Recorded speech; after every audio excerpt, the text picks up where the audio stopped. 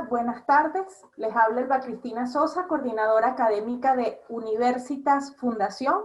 Les damos la más cordial bienvenida a nuestro espacio Jueves de Videoconferencia. El tema de hoy es, tal como lo veníamos anunciando, reforma laboral en México, una nueva perspectiva laboral.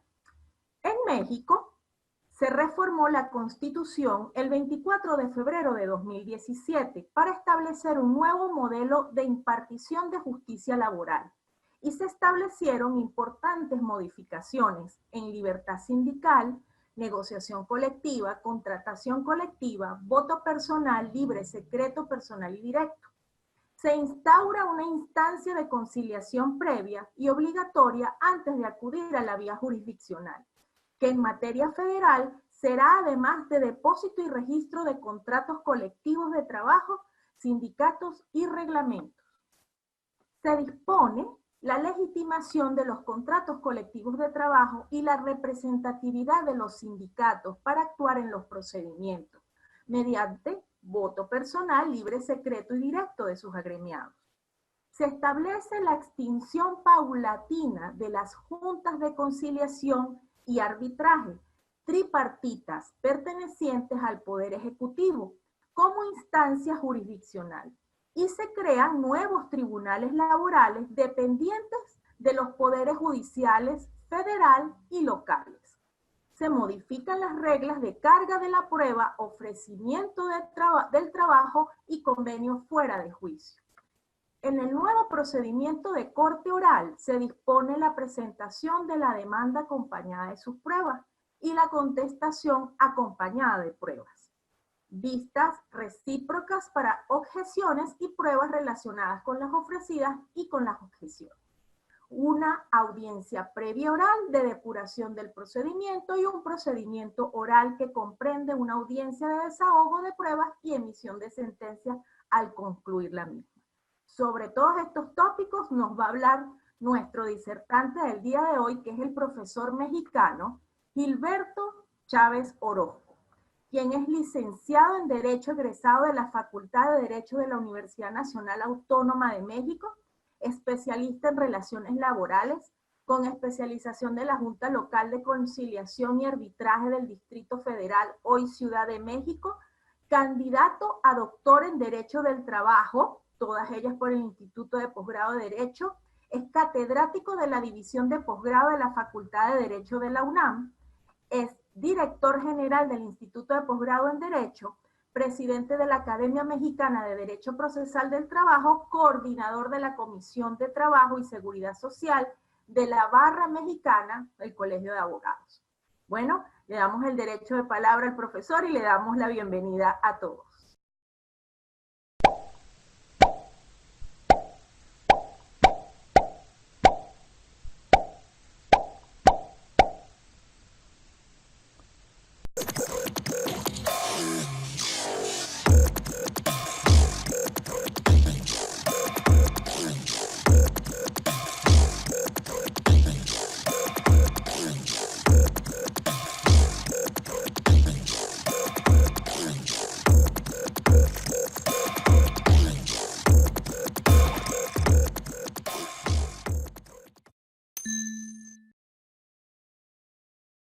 A todos muy buenas tardes y agradezco por supuesto a Universitas Fundación la generosidad de su invitación. Efectivamente, en México se ha reformado el sistema de justicia laboral de una manera relevante y trascendental. Nuestro modelo data de 1931, cuando se expidió la Ley Federal del Trabajo, que posteriormente ha sido modificada y se han emitido nuevas normas a partir de la segunda Ley Federal del Trabajo de 1970. ¿Qué es lo que prevalece en México y que está en una etapa de transición? Bueno, que la justicia laboral se imparte a través de unas instituciones denominadas juntas de conciliación y arbitraje, conformadas de manera tripartita por representantes obreros, capital y trabajo. Y estas juntas pertenecen estructuralmente al Poder Ejecutivo por razones históricas.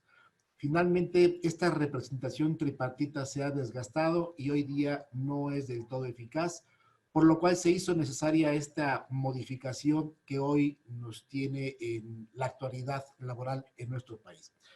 ¿Qué fue lo que se hizo? Bueno, es cierto que el 24 de febrero del año 2017 se emitió un decreto por el cual se modificó el artículo 123 de nuestra Constitución Federal. Poco más de 2 años, mayo 1 de este año 2019, se emite también en reglamentación de esa reforma constitucional un decreto que modifica, entre otras leyes, la Ley Federal del Trabajo. Y básicamente, estructuralmente, para poderlo sintetizar en estos 30 minutos que tengo de exposición con ustedes, lo puedo esquematizar en 4 grandes rubros. Por una parte, hay una modificación orgánica o estructural que se refiere a los nuevos entes que impartirán la justicia laboral.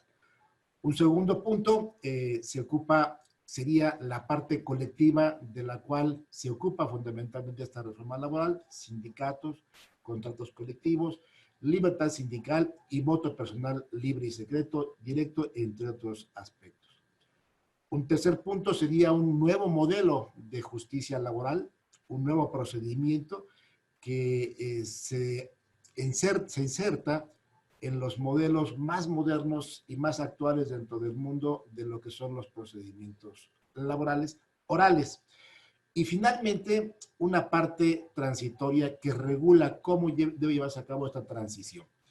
Los desgloso de manera ordenada conforme a lo que expuse. Primero, una parte orgánica. Se crean nuevos entes que impartirán la justicia y que se llaman tribunales laborales. Ya no tripartitos, sino unipersonales. Ya no pertenecerán al Poder Ejecutivo, sino que ahora pertenecerán a los poderes judiciales, al federal en ese fuero y a nuestras entidades federativas o estados en el fuero local. Estos tribunales laborales iniciarán sus funciones de manera periódica, paulatina y escalonada. Antes de acudir a ellos, debe también transitarse por una instancia conciliatoria. Se crean en materia local centros de conciliación y en materia federal un centro federal de conciliación y registro laboral que se ocupará de la conciliación en los asuntos federales, pero que además federaliza todos los contratos colectivos de trabajo del país y todos los sindicatos, sus reglamentos y sus procesos administrativos correspondientes. Estos nuevos entes, tribunales laborales e instancia conciliatoria, son ahora donde se inserta la impartición y administración de justicia laboral. En la parte colectiva, se dispone efectivamente que los sindicatos, a partir de la implementación de esta reforma, ya no podrán actuar de manera unipersonal a través de la voluntad exclusiva de su secretario general y quizás de algún otro secretario que orgánicamente esté facultado de acuerdo a sus estatutos, sino que ahora se dispone que prácticamente todas las decisiones, acciones de un sindicato deben pasar necesariamente por el tamiz de un voto de sus agremiados. Un voto que debe ser personal, secreto, libre, y que en el caso de las elecciones internas, de todas las estructuras internas, debe ser también además directo, es decir, no a través de delegados o de terceras personas. Lo que se intenta es empoderar a los trabajadores y no dejar en los líderes sindicales la libertad de acción, sino que sea el colectivo, que sea la coalición, el grupo de trabajadores quienes tomen esas determinaciones. A los trabajadores en la parte colectiva se les dota de esa libertad que debe haber existido siempre para poder decidir formar parte de un sindicato, de otro sindicato o de ninguno. Es una libertad que estaba vedada porque había normas que lo restringían. Hoy día el trabajador puede decidir con libertad absoluta formar parte o no de un sindicato o de otro o de ninguno. E inclusive llega al punto de que el trabajador pueda también decidir si el empleador le descuenta o no las cuotas sindicales que deban de llegar directamente al sindicato. Digamos que es la parte más relevante en la parte colectiva, dicho muy esquematizadamente. En los procedimientos laborales hay un nuevo modelo también, como ya lo mencioné, de manera oral, donde se busca compactar los plazos, los términos y las formas de estos juicios, que hoy día en México duran un promedio de 4.3 años, y esto hace añoso el costo para el Estado, para las partes de este tipo de juicios laborales. Se tiene que llevar a cabo primero el tránsito de esa instancia conciliatoria previa que ya mencioné, que en la parte local, en el foro local y en las entidades federativas, se debe llevar a cabo ante los centros de conciliación. Y en materia federal, ante el Centro Federal de Conciliación y Registro Laboral.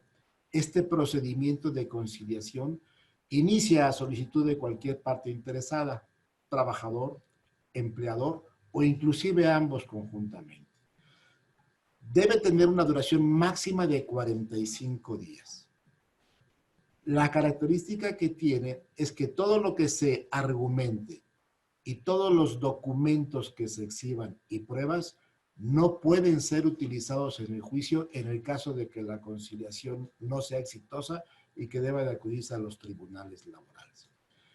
En el caso de que se llegue a un acuerdo amigable a través de la función profesionalizada de los conciliadores, este convenio tiene la categoría de ser elevado a un laudo ejecutoriado, pasado ante autoridad de cosa juzgada, valga la expresión, cuya ejecución forzosa en el caso de incumplimiento sí debería de ventilarse directamente ante los tribunales laborales. Agotada la instancia conciliatoria, se concluye la misma y se debe de otorgar por parte de la instancia conciliatoria una constancia o certificado de haberla agotado. Sin ella, no se puede acudir a los tribunales laborales. Con ella, con esa constancia, con ese certificado, es el documento, el pase, por decirlo así de alguna manera, para poder acceder a los tribunales laborales. Un tema importante es que, evidentemente, la instancia conciliatoria suspende el término prescriptivo a efecto de que los plazos con los que cuentan las partes para el ejercicio de sus acciones, particularmente las de los despidos, no se vean afectados por esta gestión conciliatoria. Una vez que ya se agotó la instancia conciliatoria, con ese documento y con las demás pruebas que la parte promovente de un juicio tenga en su poder, presenta su demanda ante el Tribunal Laboral. Esta demanda hoy día debe estar acompañada de las pruebas con las que se cuenten. Recibida la demanda, admitida, si es el caso, se corre traslado a la parte demandada. En esta primera parte, que es un procedimiento escrito, el procedimiento laboral, de acuerdo al nuevo contexto de la reforma, implica dos fases: una etapa escrita, que culmina con una audiencia preliminar oral, y posteriormente una etapa oral que culmina con una sentencia que se debe emitir en principio en la misma audiencia. Esta primera fase escrita inicia, reitero, con la demanda, con sus pruebas. Se da vista, se notifica, se emplaza a juicio a la parte demandada, quien debe contestarla igualmente acompañada de sus pruebas. Se da vista con ella a la parte actora, quien puede formular una réplica, quien puede objetar las pruebas y que puede ofrecer nuevas pruebas en relación a las objeciones o en relación a las pruebas ofrecidas por su contraparte. Hecho ello, se vuelve a dar vista a la parte demandada para el mismo efecto, que formule una contrarréplica si es de su interés, que objete las pruebas de la parte actora si así lo estima prudente, y que pueda en su caso ofrecer nuevas pruebas, bien sea relacionadas con las objeciones de la parte actora o con las que ésta haya ofrecido relacionadas con las objeciones formuladas a las de la parte demandada. Hecho esto, no se admiten más pruebas más que aquellas que sean supervenientes, es decir, las que sobrevienen o se tienen conocimiento de ellas después de que esta etapa se cerró. Como en la contestación de demandas se deben oponer excepciones y defensas, algunas de las cuales excepciones pueden ser dilatorias, en una audiencia preliminar de corte oral, el juez debe buscar depurar el procedimiento, fijar la litis, determinar cuáles pruebas admite y hecho ello, resolver las excepciones que sean dilatorias, que no atiendan al fondo del asunto. Depurado el procedimiento en estos términos, se fija fecha para la celebración de una audiencia de desahogo de pruebas dentro de la audiencia de juicio, que así se denomina esta segunda parte, en la cual ya nada será escrito. Todo será oral, no será válido que se presenten documentos escritos para contener ahí las manifestaciones de las partes, únicamente se desahogarán las pruebas que así lo hayan ameritado, será videograbado o hecho constar en medios que informáticamente sean susceptibles de conservarse y de poderse otorgar posteriormente constancias de los mismos. Y al término de ello, formulados los alegatos finales de las partes, el juez debe emitir justicia en ese mismo momento. Solamente en el caso de que el cúmulo de circunstancias, la cantidad de acciones o pruebas exija que él lleve a cabo un estudio más abundante, entonces será factible que se postergue la emisión de su sentencia por unos días a fin de que ésta sea pues concreta, correcta, precisa y que cumpla con los requisitos que la ley establece. La sentencia no es motivo de impugnación dentro de las juntas de conciliación y arbitraje. Es motivo de aclaración. El procedimiento laboral, para que sea fluido, se ha diseñado sin recursos procesales, exceptuando uno de ellos, que únicamente tiende no tanto a remediar las violaciones procesales, sino a buscar que el procedimiento siga de una manera correcta y normal, de acuerdo a lo que ha establecido la ley. El medio eficaz para impugnar una sentencia lo es el juicio de amparo en nuestro país. ¿Qué ocurre en consecuencia en la cuarta parte de lo que les quiero platicar? ¿Qué ocurre en consecuencia con los juicios que actualmente están ventilándose en las juntas de conciliación y arbitraje? ¿Qué ocurre con las propias juntas de conciliación y arbitraje? ¿Y qué ocurre inclusive con el personal de las propias juntas de conciliación y arbitraje? Lo que la ley establece es que estos nuevos modelos de justicia laboral tienen plazos para iniciar operaciones. La ley entró en vigor al día siguiente de su publicación. Se publica el día 1 de mayo y entra en vigor el día 2 de mayo. Ya es derecho positivo mexicano. Pero para que se pueda operar, para que pueda implementarse, algunas de sus instancias tienen plazos para poder iniciar operaciones. Y de esta manera, los tribunales laborales y sus respectivos centros de conciliación de manera conjunta tienen un plazo máximo de inicio de operaciones de 3 años. Y debe ser simultáneo entre el tribunal laboral y el centro de conciliación.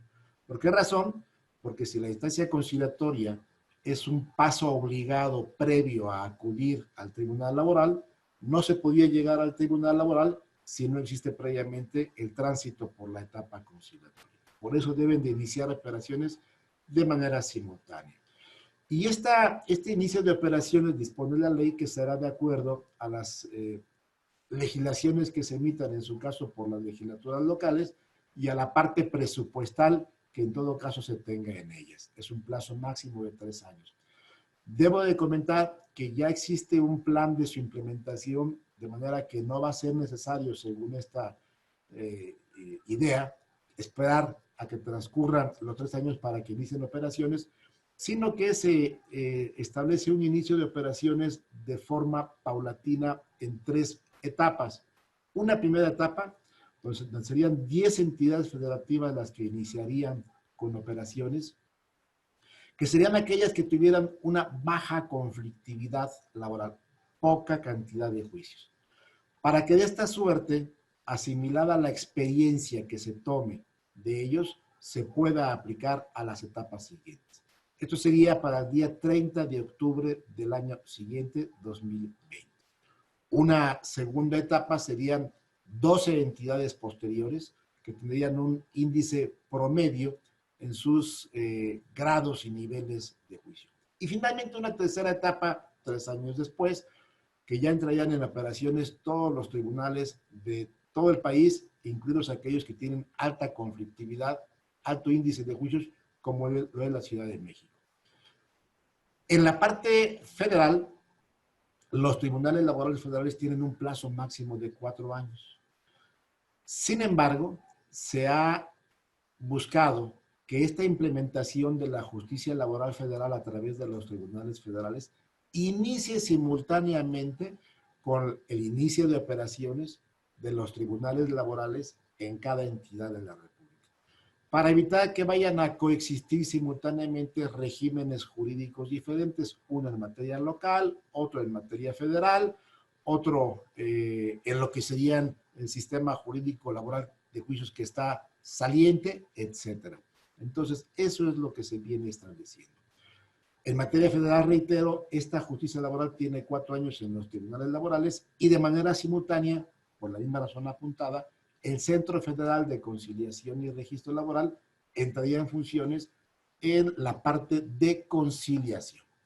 Y resalto conciliación porque este Centro Federal tiene un plazo máximo de 2 años para iniciar sus funciones en la etapa registral y de depósito de contratos colectivos, reglamentos interiores de trabajo y todos sus procesos administrativos. De manera que este Centro Federal, que concentra contratos, sindicatos de todo el país, inicia operaciones en un plazo máximo de 2 años. Es una empresa compleja, difícil, ambiciosa, que sí busca una modernización del sistema de justicia laboral mexicano y que se están tomando, creo yo, las medidas adecuadas para poder lograr una implementación que sea eficaz en el marco de lo que se pensó al diseñar esta reforma, primero constitucional y luego laboral. ¿Qué pasa con el régimen transitorio? ¿Qué pasa con los juicios que ya existen antes de que inicien operaciones estos tribunales?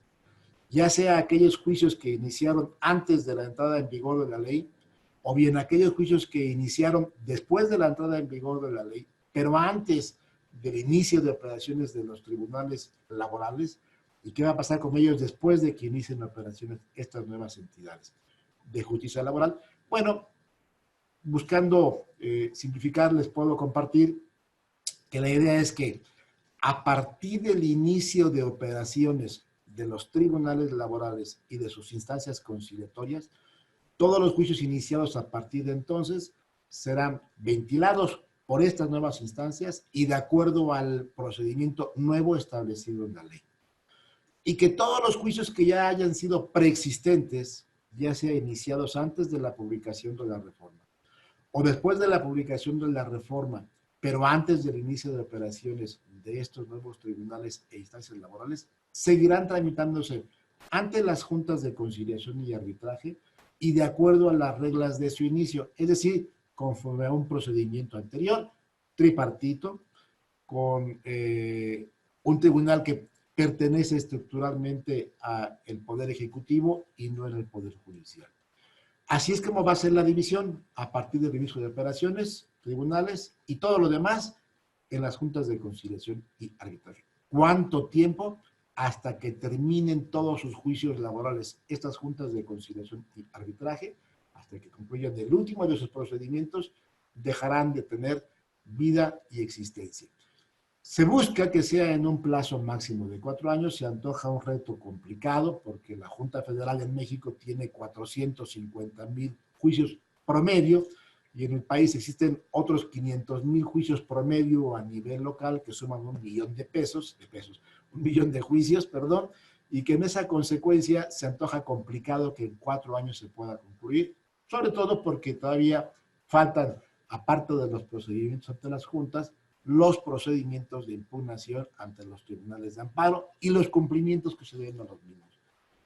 Especialmente de este número de 450,000 juicios promedio en materia federal, pues el 60% son entidades públicas, el 60% de estos procedimientos son entidades públicas, donde el proceso de conclusión de los conflictos laborales no es sencillo porque tiene que pasar normalmente por todo un proceso administrativo de aprobación, de dictámenes de procedencia, de convenios o de cumplimientos de laudos que los hacen muy, muy tortuosos. Pero es un reto y es un objetivo que se busca resolver con este nuevo modelo de justicia laboral. Dicho de una manera muy amplia, este es el esquema que comprende el nuevo marco. ¿Qué podemos decir adicionalmente? En la parte individual de los derechos de los trabajadores, hay aspectos que, como toda norma, no a todo el mundo nos han dejado satisfechos. Todos quisiéramos una ley que a todos nos dejara holgadamente contentos, y aquí hay pues algunas cuestiones que no nos satisfacen del todo. Bueno, pues la circunstancia, en primer lugar, de que sea el actor trabajador quien deba de acompañar las pruebas a su demanda, estimamos muchos que puede generar un desequilibrio que lo deje en desventaja procesal al tener que exponer las pruebas de lo que sería el fundamento de su acción, y que el demandado, el empleador, tenga ya conocimiento de todo lo que el trabajador cuenta para poder elegir a modo una mejor defensa. Ese es uno de los aspectos pues más cuestionados. Pero no es el único. En México existe el aviso de rescisión o separación, que consiste en que cuando un empleador separa a un trabajador de su empleo, por alguna de las causas que establece la Ley Federal del Trabajo, solamente pueden ser esas, tiene que entregarle un aviso escrito que contenga la fecha y las causas de su separación. La ley, antes de la reforma de mayo 1 del 2019, establecía que si no se entrega ese aviso, el despido se tiene por injustificado. Hoy lo que la ley establece es que si el aviso no se entrega al trabajador o por medio de la Junta, se crea una presunción que admite prueba en contrario. Y la prueba en contrario no es para acreditar que se le dio el aviso, sino para acreditar que la separación fue justificada. Es decir, el patrón, si no entregó el aviso, tiene que probar que la separación del trabajador obedeció a una de las causas que de manera limitada establece la Ley Federal del Trabajo. Sanción peregrina, porque de cualquier manera, entregue o no entregue el aviso, con él o sin él, el patrón que despida a un trabajador por alegando una causa justificada, pues obviamente está obligado a demostrar que esa causa fue la que incurrió el trabajador y que por ese motivo lo separó de su empleo. Un aspecto adicional es que en México se estilaba que para una defensa patronal, cuando no había mejores alternativas, negaba el despido que se dolía el trabajador y le ofrecía reincorporarse a su empleo en los mismos términos y condiciones en los que le venía haciendo hasta el momento en que dijo que fue despedido. Este ofrecimiento del trabajo, hecho con los requisitos de ser en los mismos términos y condiciones y con todo lo que vino a configurar la jurisprudencia que deberían de estas características, tenía un efecto fundamental en los procedimientos, que se invertía la cara de la prueba y de esa suerte ya no le tocaba al empleador demostrar las razones de la separación del trabajador, abandono de empleo, renuncia, rescisión, lo que fuera, sino que era el trabajador al que le tocaba acreditar su despido. Y como la propia jurisprudencia reconoce que el trabajador es difícil que pueda tener elementos que acrediten su despido, porque son eventos que generalmente se llevan a cabo en la privacidad de una oficina, no son en público, no hay testigos. Entonces era complicado para el trabajador poder acreditar la justificación de su despido. Es más, el despido mismo, corrijo en realidad. Y esto que daba lugar a que el trabajador aceptaba la oferta de empleo, se reinstalaba y volvía a demandar en un segundo intento de poder tener éxito en sus pretensiones. Y se generaba un ciclo perverso.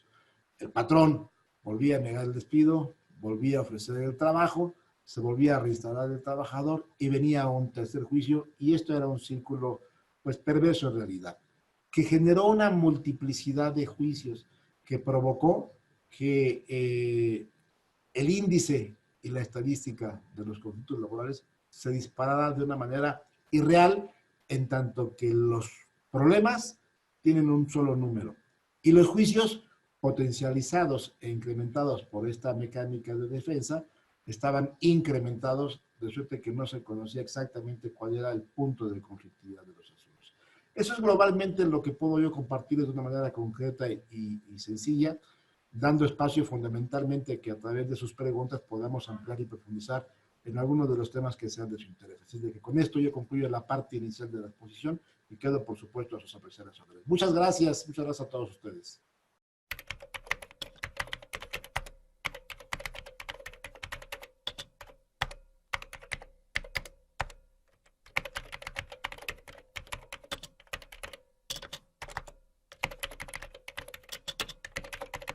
Muchas gracias, profesor Gilberto, por esa excelente información sobre la reforma en México. Y bueno, y mientras nos llegan por acá las preguntas de nuestros participantes en este jueves de videoconferencia, yo le haré la primera.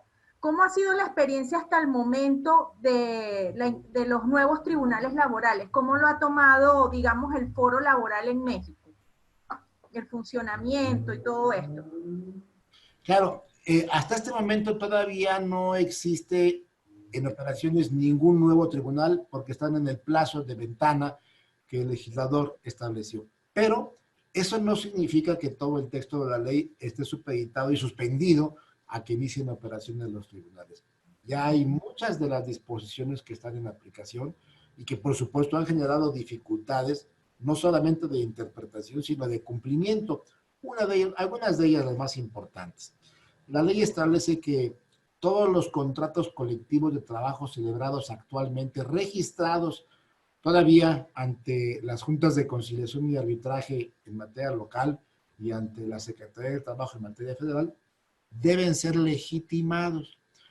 Vocablo que es desafortunado porque gozan, por supuesto, de legitimidad anterior al estar depositados y recibidos por las autoridades. Pero ¿en qué consiste esta legitimación? En que debe de haber en todos esos contratos colectivos ya celebrados, ya registrados, ya existentes, en un plazo máximo de 4 años, un proceso de legitimación que consiste en que se debe llevar a cabo una votación de todos los agremiados bajo las reglas de personal libre, secreto, directo, de tal manera que expresen los trabajadores que están de acuerdo con el contrato colectivo de trabajo. Se legitima el contrato, así se establece. De cierto tal que si esta legitimación no cumple el 50% cuando menos, o sea, 50 más 1, del número de agremiados al sindicato, o no se lleva a cabo este proceso de votación y legitimación, el contrato se concluye y se archiva el expediente. Es importante entonces llevar a cabo esta legitimación y ha sido un reto para los sindicatos porque normalmente, salvo los sindicatos auténticos, hay muchos sindicatos que no tienen un auténtico contacto con su base agremiada. Esto entonces ya es una realidad y hay sindicatos cuyos contratos colectivos de trabajo ya se han legitimado y ya están plenamente en absoluta legitimidad por parte de hoy todavía la Secretaría de Trabajo en funciones de sustitución del Centro Federal de Conciliación y Registro que todavía no se ha creado y que debe de crearse a más tardar, por cierto, en el mes de noviembre, dentro de los 6 meses que la reforma estableció. En la parte colectiva este es uno, y en la parte individual hay duda, por supuesto, de si estas disposiciones de carga de la prueba, reinstalación sin ofrecimiento del trabajo, ya tienen aplicación.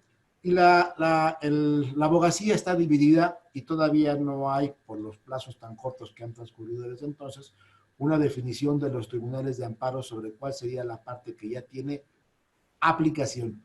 Vigencia, todo está porque así lo establece la ley en su artículo primero transitorio, pero operatividad y aplicación es donde surgen justamente los conflictos. Perfecto, gracias profesor por su respuesta. ¿Quiere decir entonces que en este momento todos los sindicatos tienen que entrar en ese proceso de legitimación de las convenciones colectivas? Organizar ellos esa votación para que le den legitimación a esas convenciones colectivas. Todos los contratos colectivos deben ser legitimados a través de este proceso. Todos, sin excepción, los ya existentes. Y de aquí en adelante, todas las decisiones de los sindicatos, ya sea para celebrar un contrato colectivo, para emplazar a huelga, para estallar una huelga, para desistirse del estallamiento de la huelga, deben necesariamente pasar por una votación de los trabajadores que se acredita a través de un proceso que concluye con el otorgamiento semestral de parte de la autoridad registral al sindicato de una constancia de representatividad. Esta constancia de representatividad implicará que el sindicato está legitimado por sus agremiados para llevar a cabo esas acciones de acuerdo a estas votaciones de libre, personal, secreta, y en las internas, o sea, en las directivas, además de manera directa. Es un proceso, reitero, donde el cambio trascendental implica fundamentalmente que antes eran exclusivamente los líderes sindicales quienes tomaban las decisiones, las acciones para emplazar, para acelerar un contrato, para estallar un movimiento de huelga, y que ahora son los trabajadores en una votación que está supervisada por la autoridad. Los sindicatos, por supuesto, se quejan de que la obligación que tienen de acuerdo a la ley de adecuar sus estatutos para que sus elecciones internas sean con estos requisitos, estiman que se está generando una intromisión ilegal en su libertad sindical, en la libertad que los sindicatos tienen para llevar a cabo el desarrollo de sus propios estatutos. Y es un tema que está todavía en los tribunales de amparo sin resolverse. Está todavía ahí en tránsito. Hay algunos juicios de amparo que han sido ya resueltos sobreseyendo, es decir, sin decidir si se concede o se niega, porque no se han satisfecho algunos presupuestos de análisis a fondo. Es decir, no hay un acto concreto todavía de aplicación. Tema técnico y complicado de explicar inclusive en esta breve charla, pero que sí es un tema que nos tiene en este momento en México pues muy atentos al acontecer de las decisiones de los tribunales. Ok, profesor, muchas gracias. Por acá, Raúl Jiménez, que se encuentra en esta sala de Zoom, venezolano residenciado en México, indica lo siguiente: excelente ponencia, licenciado. Frente a la obligatoriedad del demandante de promover sus pruebas con la demanda en el proceso laboral mexicano, ¿puede el actor consignar otros medios con posterioridad a la demanda si el demandado trae hechos nuevos en su contestación? Muy bien, por supuesto que sí, muy interesante la pregunta. Y claro que sí. La ley sí permite que el demandante en un juicio laboral, normalmente el trabajador, después de que aportó las pruebas a su demanda, pueda aportar nuevas en relación a nuevos hechos o hechos desconocidos o supervenientes que surjan después de que se haya cerrado la etapa de ofrecimiento de pruebas. Porque esta parte de las vistas al actor y al demandado, en principio solamente permite ofrecer pruebas nuevas en relación a las que mutuamente pruebas hayan aportado u objetado. Pero evidentemente, cuando sobreviene un hecho novedoso, la parte que se ve afectada por él tiene ahí la oportunidad de aportar nuevos elementos de prueba con carácter de supervenientes. Sí, ahora, esta aportación de nuevos hechos no se podría dar en estricto sentido más allá de la parte de la contestación de la demanda, que es cuando se fija la lid.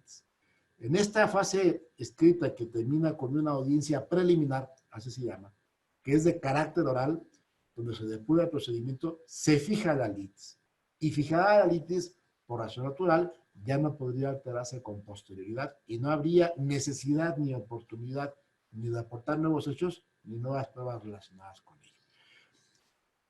En concreto y en conclusión, siempre que haya un hecho novedoso, siempre que haya una nueva prueba aportada, las partes que las objeten o que se vean afectadas por ellas tienen, sin duda alguna, la oportunidad de aportar nuevos elementos de prueba relacionadas estrictamente con este nuevo hecho. Ya no le escucho.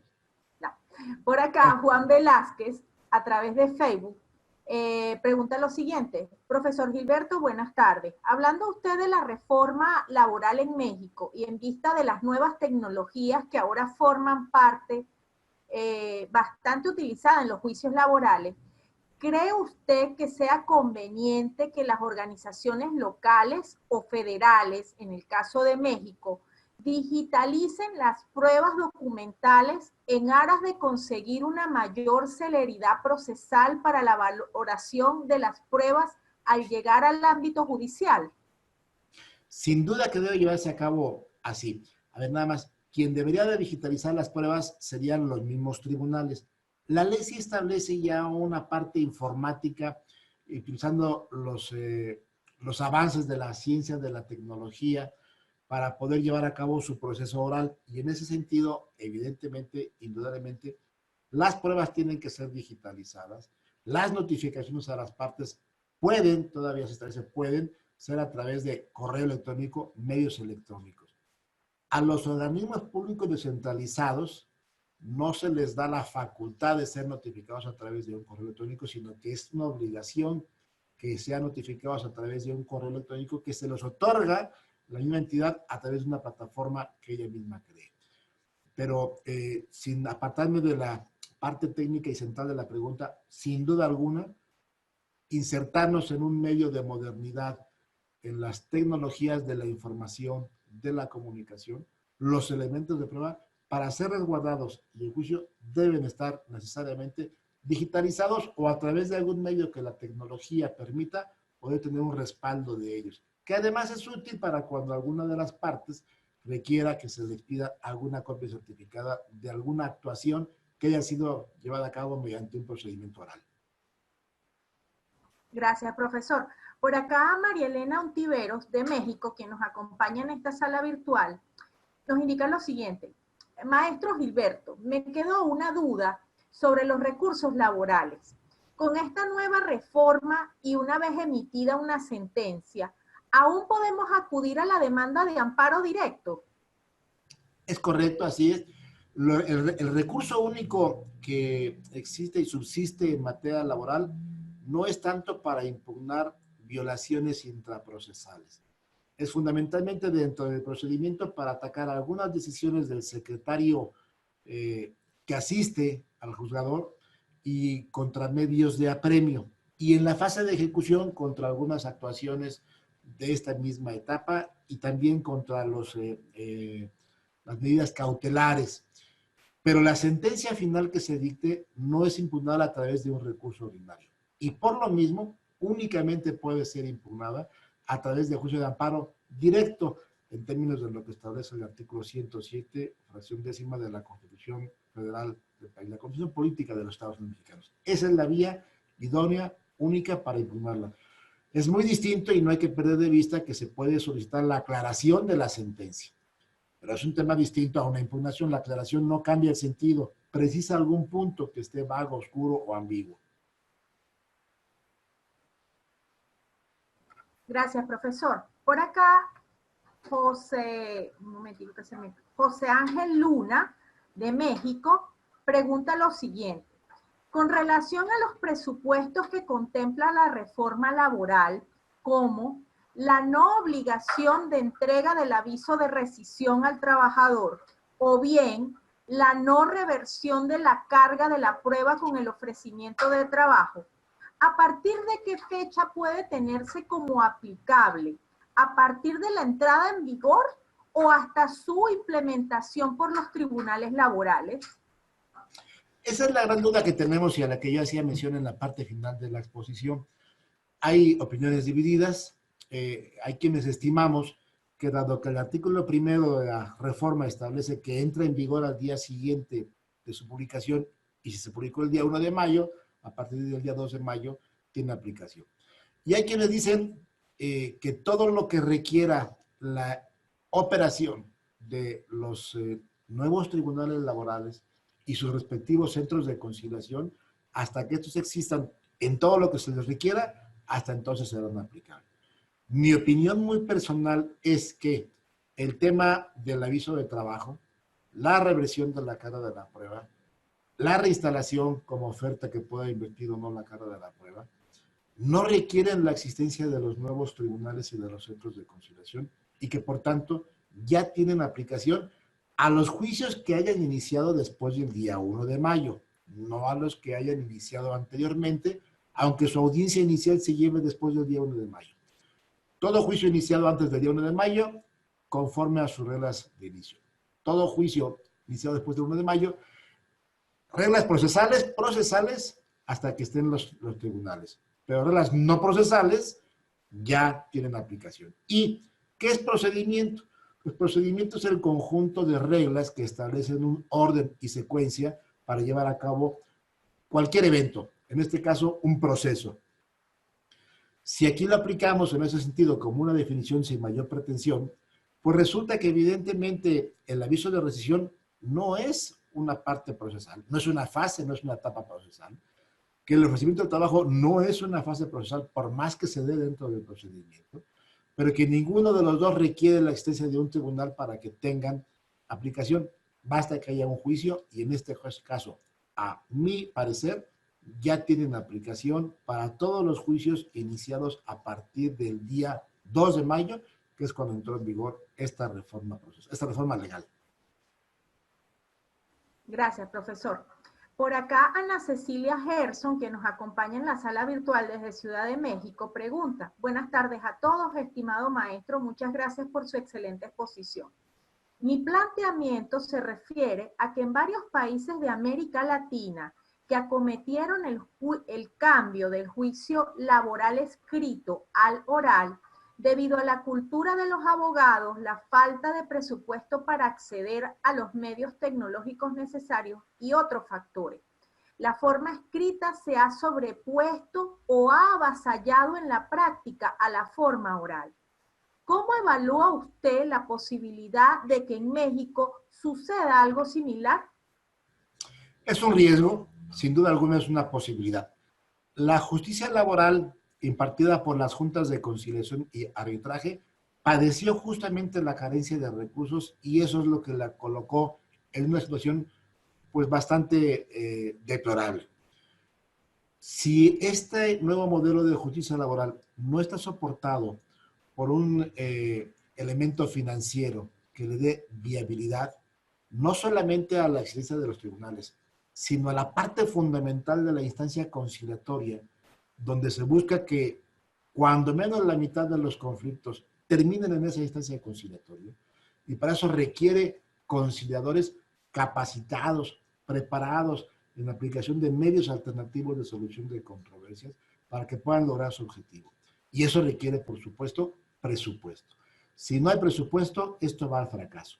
¿Cuál es mi visión de las cosas? Bueno, realmente un aspecto que no mencioné es que esta reforma laboral ha sido también producto de una presión derivada del acuerdo comercial que México tiene firmado con Estados Unidos y con Canadá, que era antes el Tratado de Libre Comercio y que hoy se denomina el TEMEX en México, que está firmado por los tres presidentes y está ratificado únicamente por el Senado mexicano. Falta que esté ratificado por los congresos respectivos o por las cámaras respectivas de Canadá y Estados Unidos. Y de ahí se nos ha estado condicionando a México como país que para que ellos accedan a firmar este tratado comercial, exigen que México implemente esta reforma constitucional, dicho en diferentes palabras, que está establecida en el anexo 23A de este acuerdo comercial México, Estados Unidos y Canadá.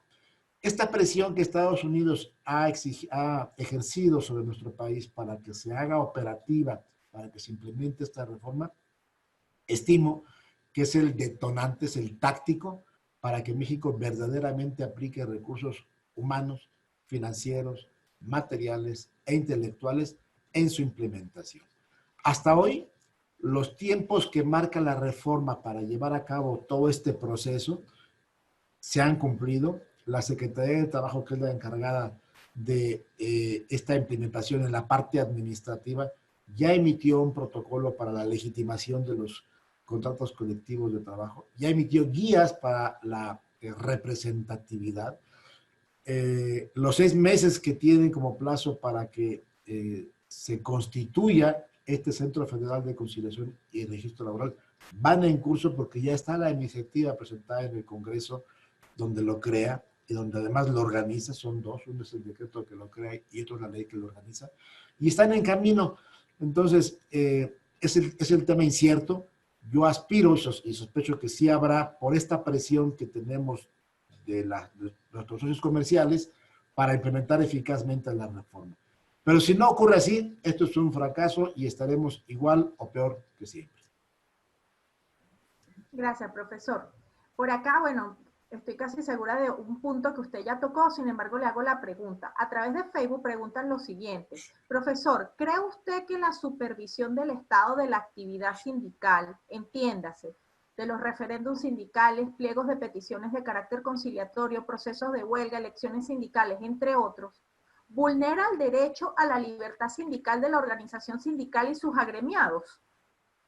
Es un tema muy delicado y muy sensible porque efectivamente, si interpretamos en un sentido amplio estas libertades, el Estado no tendría por qué tener injerencia en ellos. Pero el problema que se ha derivado es el siguiente. En nuestro sistema actual, el derecho laboral se ha ocupado no de los trabajadores, sino de los sindicatos. Y en este privilegio hacia los sindicatos se ha descuidado a los trabajadores sindicalizados.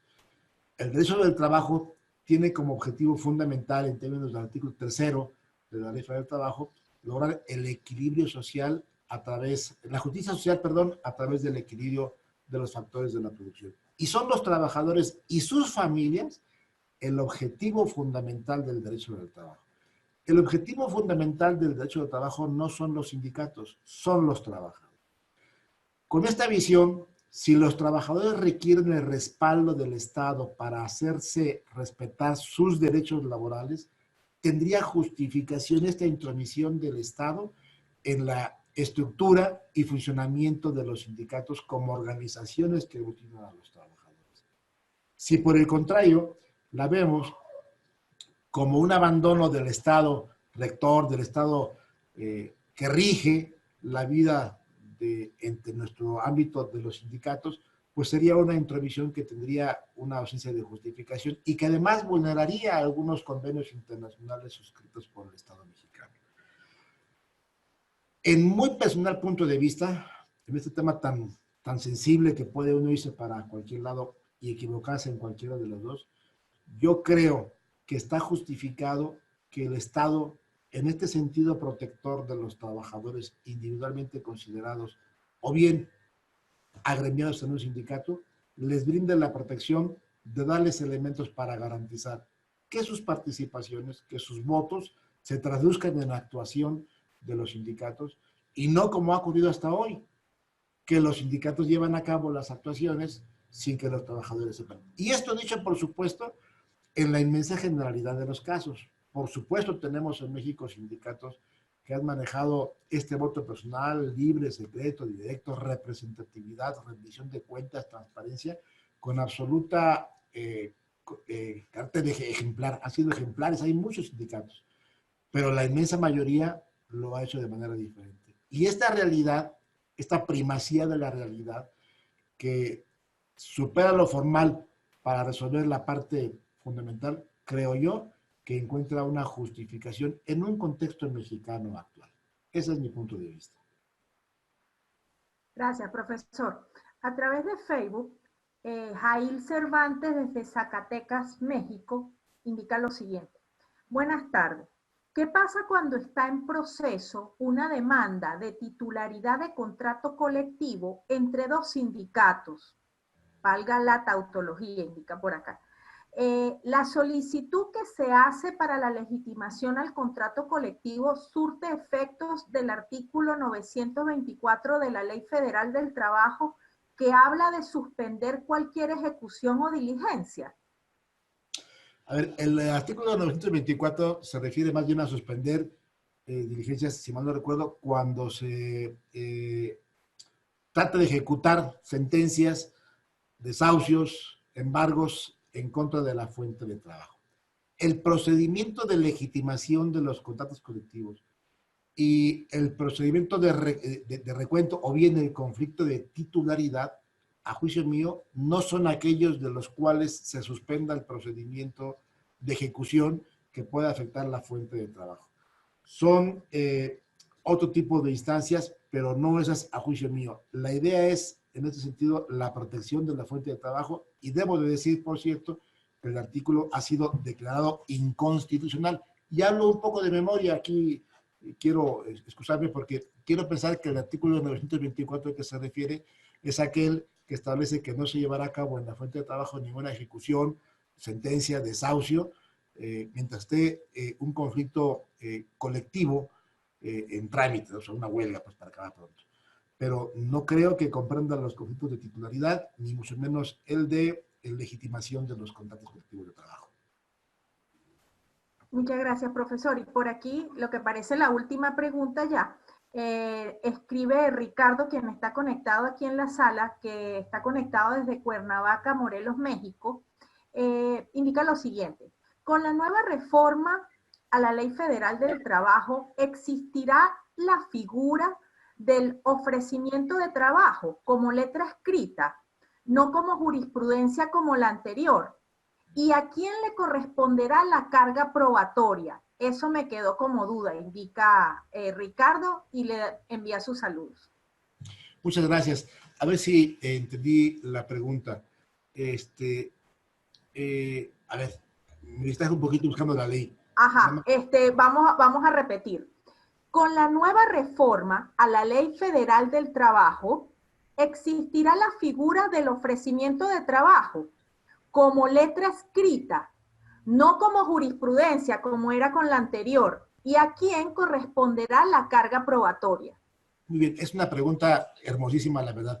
Es la primera vez en la historia del derecho positivo mexicano laboral que se habla de la reinstalación. Nunca existía, no estaba esta reglamentada y hoy se establece que esta no tiene el efecto de revertir la carga de la prueba. La inversión de la carga de la prueba como consecuencia del ofrecimiento de trabajo tuvo su origen en las decisiones de la Corte y en la jurisprudencia, no en la ley.